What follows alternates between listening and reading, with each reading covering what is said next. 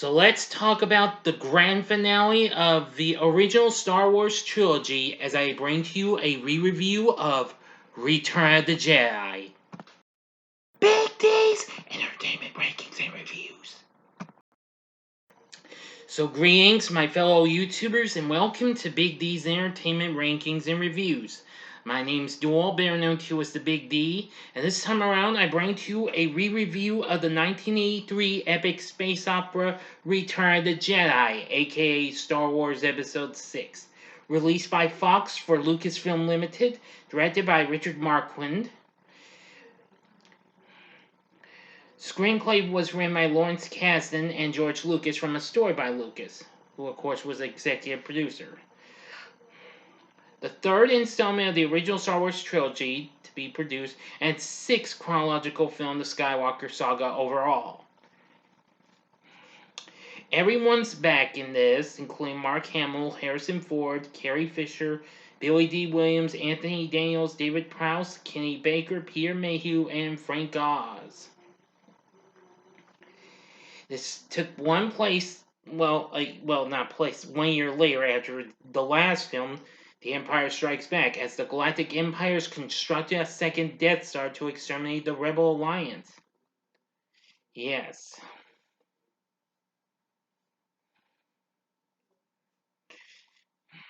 And Luke is now a Jedi Knight and struggles to bring his father, Darth Vader, back to the light side of the Force. Anyway, while it didn't quite match up to the height of its predecessors, it still, however, did pretty well. Now we shall get into the story, but first things first, if you haven't seen my re-reviews of the other films, click on that card and it'll take you to the playlist so you can catch what you might have missed or see them again if you wish. So I'll give you just a few more minutes. Well, not minutes, but seconds. Sorry, I'm getting too ahead of myself.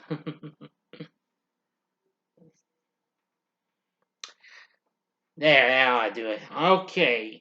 A year after Han Solo's capture, C-3PO and R2-D2 are sent to crime lord Jabba the Hutt's palace on Tatooine in a trade bargain made by Luke Skywalker to rescue Han, who is still frozen in carbonite. Disguised as the bounty hunter Bush, Princess Leia infiltrates the palace under the pretense of collecting the bounty on Chewbacca and unfreezes Han, but is caught and enslaved. Luke soon arrives to bargain for his friend's release, but Jabba drops him through a trapdoor to be eaten by a rancor. After Luke kills it, Jabba sentences him, Han, and Chewie to death by being fed to the Sarlacc, a deadly beast entombed in the desert floor that digests its prey over the course of a millennium.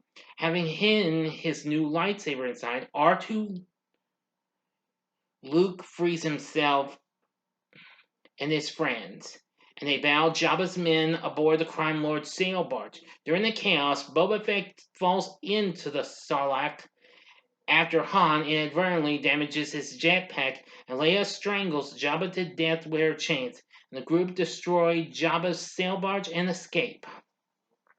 Now, of course, we thought that was the end of that character, Boba Fett. But if you hadn't seen the book of Boba Fett, which came out a few months ago, well, he's still alive, but that's another story. As the others rendezvous with the Rebel Alliance, Luke returns to Dagobah to complete his Jedi training with Yoda, whom he discovers is dying. Yoda confirms that Darth Vader, once the Jedi Knight Anakin Skywalker, is Luke's father, as Luke had learned but realized it was impossible in the last movie, and reveals that there is another Skywalker. Before vanishing and becoming one with the Force, Obi-Wan Kenobi's Force Spirit then tells Luke that Leia is his twin sister and that he must face Vader again to finish his training and defeat the Empire. The Alliance learns that the Empire has been constructing a second Death Star under the supervision of the Emperor. As the station is protected by an energy shield, Han leads a strike team which includes Luke, Leia, and Chewie to destroy the shield generator on the forest moon of Endor. Doing so will allow the Rebel fleet to destroy the Death Star. The team uses a stolen Imperial shuttle to arrive undetected and encounter a tribe of Ewoks. Gaining their trust after an initial conflict, later Luke tells Leia that she is his sister, Vader is their father, and he must confront him. Surrendering to Imperial troops, he is brought before Vader and fails to convince him to reject the dark side of the Force. Vader takes Luke to meet the Emperor, who intends to turn him to the dark side, and reveals that his friends in the Rebel fleet are headed into a trap. On Endor, Han's team is captured by Imperial forces, but a counterattack by the Ewoks allows the rebels to infiltrate the shield generator. Meanwhile, Lando Calrissian in the Millennium Falcon and Admiral Akbar lead the rebel assault on the second Death Star, finding its shield still active and the Imperial fleet waiting for them. Alright, now for the ending. As always, you know the procedure. You have 5 seconds to stop this video. Go to the description box below and fast forward to the time below. If you've seen the movie already, please continue on. Thank you, and here we go.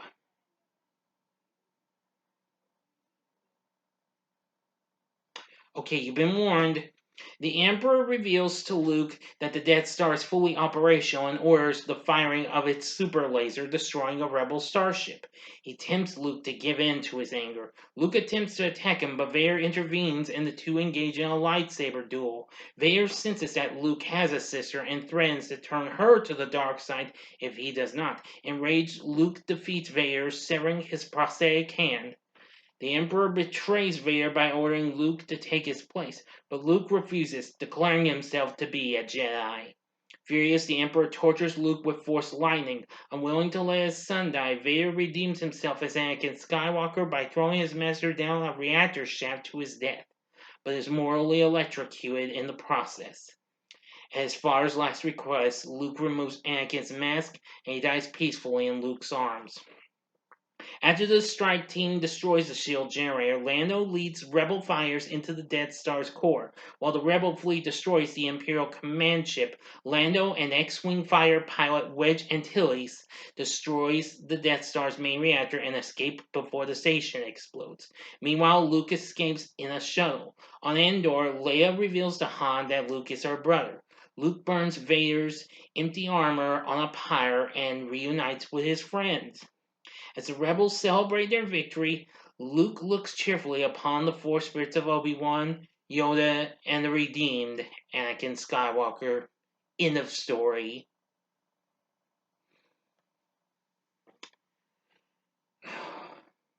Moment of silence, everyone. Okay, so what did I think of Return of the Jedi? Well, I'm going to say I love this movie. This is a very good movie, and I really say this is another great film in the Star Wars franchise.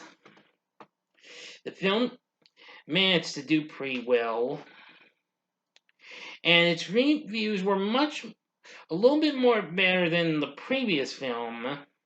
Most of them were pretty good, though some say it fails to reach the cinematic heights of its predecessor, but still, it's really good.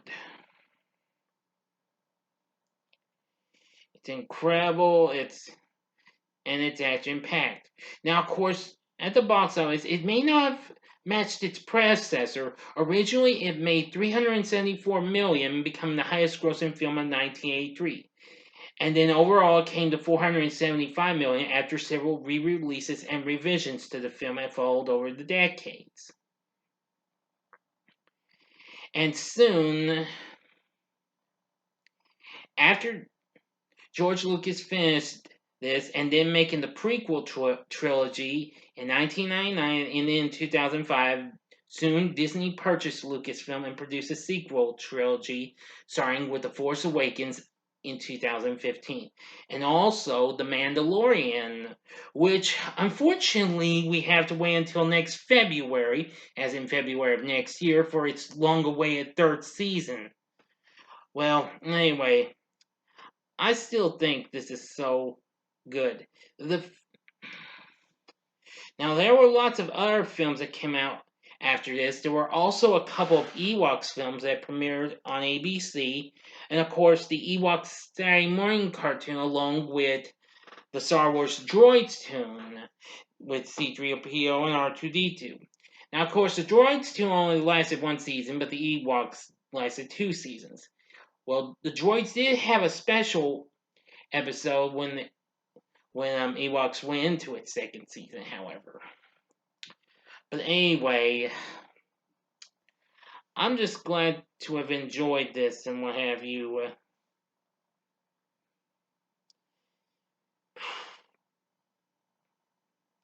And I just think the story is very well done, in my opinion. But you don't have to take my word for it. You be the judge. As always, we got the same cast as before. Mark Hamill as Luke Skywalker. Very good. Harrison Ford as Han Solo. Shortly after he recently had done Indiana Jones and Raiders of the Lost Ark, which George Lucas worked on. And then before this, the previous year, he had done Ridley Scott's Blade Runner. Look for a review of that coming up next month. Carrie Fisher once again plays Leia. Very good. Dee Williams as Lando Calrissian. We have Anthony Daniels as 3PO, Peter Mayhew as Chewbacca, and Kenny Baker as R2-D2 again. Ian McDiarmid appears as the Emperor. Let's see. And Frank Oz as Yoda.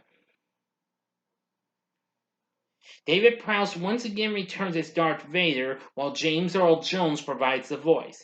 Once he's unmasked, Sebastian Shaw plays Anakin Skywalker, and we see Alec Guinness once again as Obi-Wan Kenobi. And there's lots of others and what have you.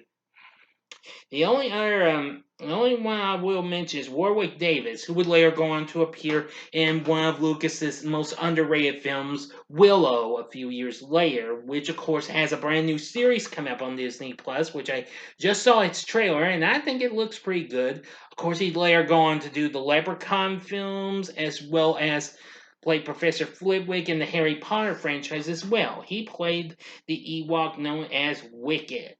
Yes. Anyway, yeah, Return of the Jedi isn't too bad. It went on to have so much stuff out, like a radio drama, comic book adaptation, and a whole lot more, and what have you. Even the following year, Kellogg's would actually release a cereal called C-3POs. I actually remember that, as a matter of fact. And I do remember there was a cutout mask of C-3POs head on the back of it. And I actually do remember that, too. Anyway, yeah. From what I've seen, Return of the Jedi, it might not have come close to being, well, might not have come to as big as the predecessors, but nevertheless, it still provides some fabulous action and all that jazz, and a good score, once again done by John Williams. And what can I say? Return of the Jedi is very good, so would I recommend it? I'd say hell yeah. If you are a hardcore completionist and it's a one-time watch for you, if you're binge watching the Star Wars franchise.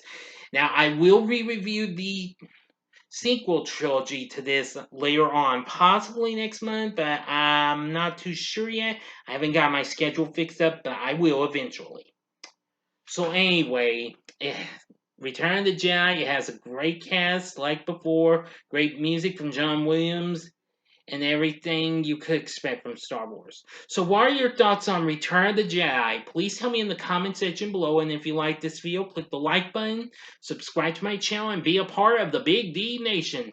And stay tuned for my next Saturday morning TV vlog on the world's greatest Super Friends. Also, possibly tomorrow, look for a spoiler-free review of Top Gun Maverick. So thanks for watching, and if you like this, consider checking out my reviews for these other fun-filled events. In the upper left-hand corner is my review of the second Indiana Jones flick, Indiana Jones and the Temple of Doom, which Harrison Ford did the following year after Return of the Jedi in 1984. or go to the upper right hand corner and see my review of the third indie flick, and that was Indiana Jones and the Last Crusade from 1989. Or if you want more Star Wars, go to the bottom left hand corner and see the Saturday morning TV log for the Ewoks tune from 1985.